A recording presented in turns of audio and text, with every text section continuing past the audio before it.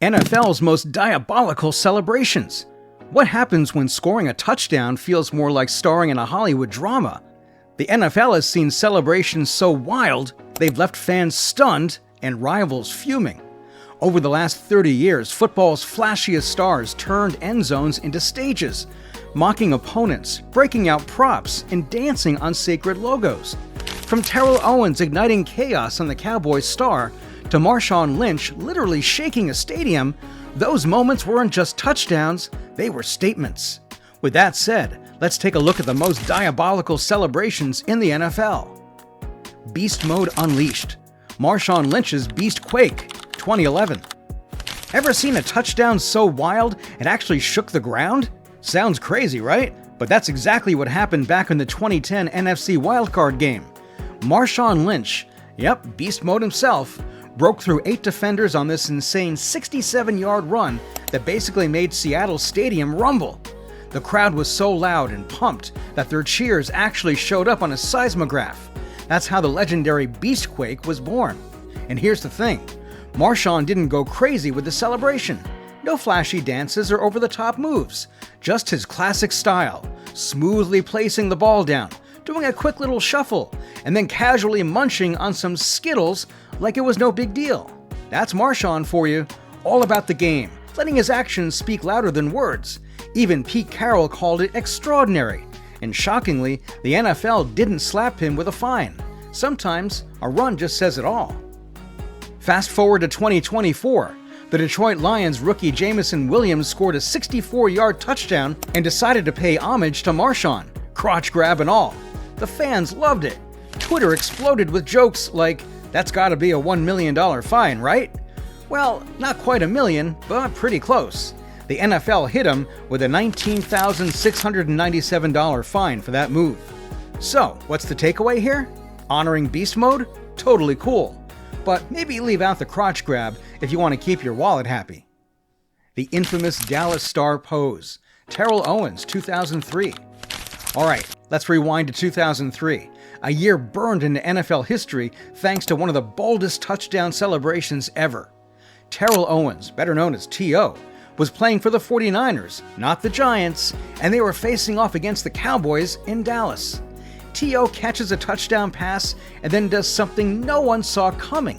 He sprints to midfield, stands tall right on the Cowboys' massive star logo, and throws up this dramatic arms-wide victory pose like he just conquered enemy territory. The Texas crowd? Oh, they lost it. Booing, screaming, furious beyond belief. But T.O., cool as ever, just soaking it all in like a movie villain who knows he owns the scene. But here's where it gets wild. He did it again. After another touchdown, Owens once again ran to the middle of the field and struck the same pose on the star. That was the final straw. Cowboy safety George Teague snapped. He rushed in and leveled Owens, sparking a full-on brawl right there on the field. Chaos broke out, teammates swarming, refs trying to keep it together, fans screaming louder than ever. And through it all, T.O. stood there, smirking, arms still half raised, like the chaos was part of his plan. The moment instantly went viral. Well, 2003 viral. Think ESPN replays and barbershop debates. The NFL wasn't happy and gave Owens a stern warning. But here's the kicker, no fine. Fans were divided. Some thought it was epic. Others called it the ultimate act of disrespect. Broadcasters slammed him. Even Jerry Jones, years later, said it felt like the league itself was turning on the Cowboys. But love it or hate it, one thing's for sure, that moment is burned into NFL history. Iconic, outrageous, and pure T.O. Chad Ochocinco Johnson's Props in Pajamas, 2009. Alright, let's talk about the undisputed king of touchdown celebrations, Chad Ochocinco Johnson. This man didn't just score touchdowns, he turned the end zone into a full-blown performance stage. For Chad, football wasn't just about yards and stats. His motto, I play to have fun. And boy, did he mean it. Let's rewind to 2009, when Chad pulled off one of the most unforgettable stunts.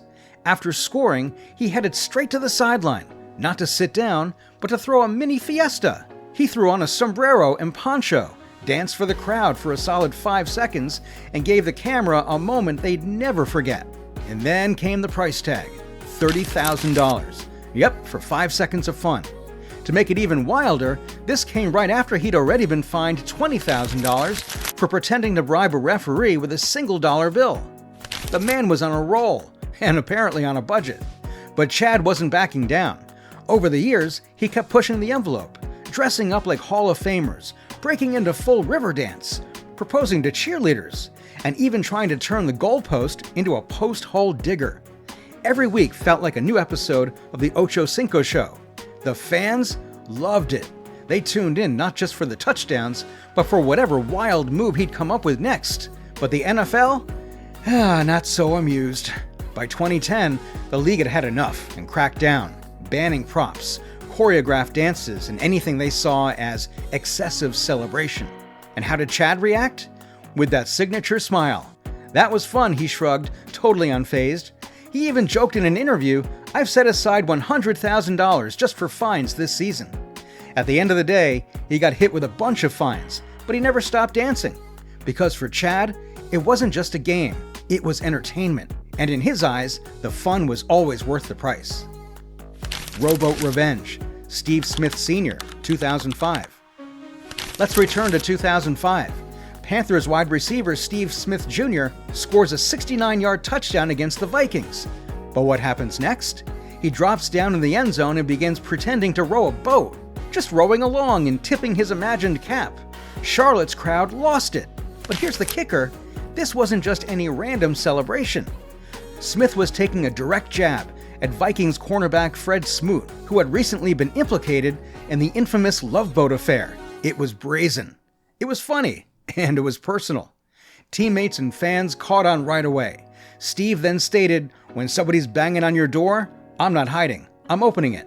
Steve is always on point. And guess what? No fine. The NFL let it slide. It was too smart and wonderfully timed. Fans still remember it as one of the most vicious and imaginative end zone digs in football history. Taking shots.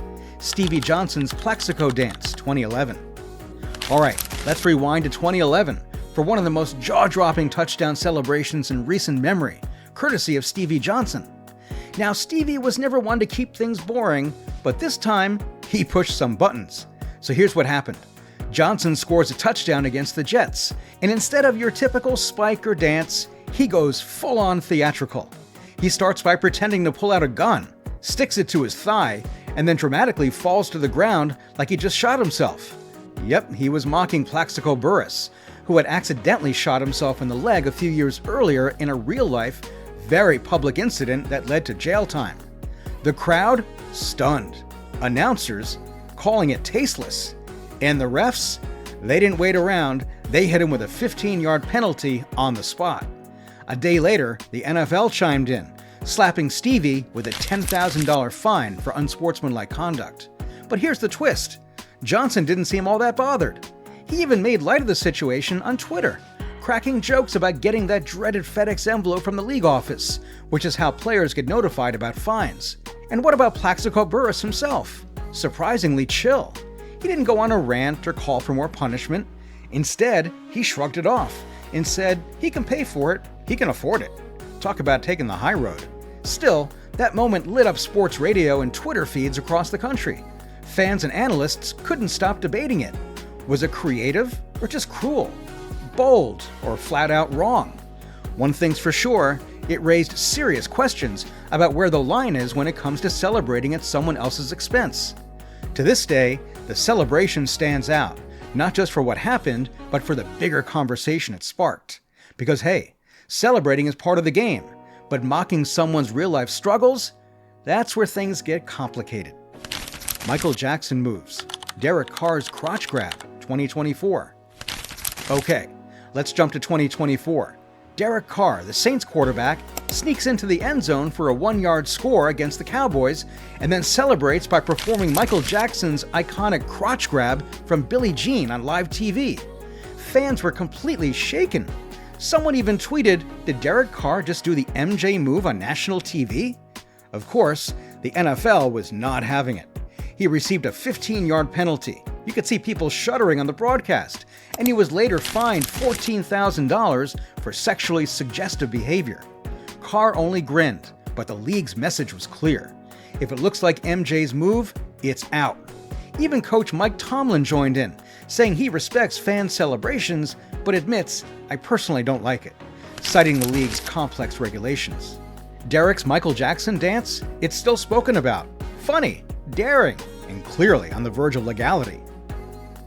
Dunking history. Travis Kelce's Tony Gonzalez tribute, 2024. Let's talk about one of the most unforgettable events of 2024. And no, it wasn't a game winner or a Hail Mary. Travis Kelce made NFL history with his dunk, literally. Picture this. It's December. Arrowhead Stadium is packed, and Kelce has just broken the Chiefs' all-time receiving touchdown record. Big deal, right? Most guys go for a quick spike or a little dance, but not Kelce. He jumps into the NFL time machine and throws it back with a vintage Tony Gonzalez tribute. Grabs the ball, leaps up, and slams it over the goalpost, Tony G style. Pure nostalgia. The crowd losing their minds. The refs not so impressed. Using the goalpost as a prop is a no-no, so they hit him with a flag for unsportsmanlike conduct. Then came the fine, $14,069. Yep, that oddly specific number is real. Some fans even joked the 69 was the NFL's idea of a punchline. Kelce's reaction? Pure Kelce. He just shrugged and laughed. "Screw it," he reportedly said, fully expecting the penalty. And here's the best part. Tony Gonzalez offered to pay the fine for him. A full circle, feel-good moment. Twitter lit up with jokes about Kelce dunking on the rulebook. It reminded everyone that sometimes breaking the rules is worth it, especially when it's done with heart. Now, take a step back. These kinds of celebrations, creative, over-the-top, borderline illegal, have lit up the NFL for years. And the league? They've gone back and forth. After a wild celebration era of the 2000s, the NFL tightened the rules. Props? Banned. Group dances? Out. Even clever ball tricks? Also a no-go. Still, players get creative. Let's be honest, fans love it. Even when the league hands out fines like Halloween candy, players usually just accept it as the cost of entertainment. A few $1,000 for a viral moment? Worth it. As one reporter said, every dumb mistake becomes instant gold. Fans still quote Joe Buck's infamous, "That is a disgusting act," about Randy Moss. They replay those celebration clips, argue over wings, and ask, should players be allowed to have fun? Most fans say absolutely. And the NFL, even when they groan, deep down they know these are the moments people don't forget. So yeah, Kelce's dunk was more than a celebration. It was a reminder football is supposed to be fun, even if it costs you 14 grand. And there you have it. 7 moments where touchdowns turned into theater, and the end zone became the main stage. Whether bold, brilliant, or downright brutal, these celebrations shook fans, rattled rivals, and cost a few paychecks. Love them or hate them, they gave us something to talk about, because in the NFL, sometimes the celebration is the show.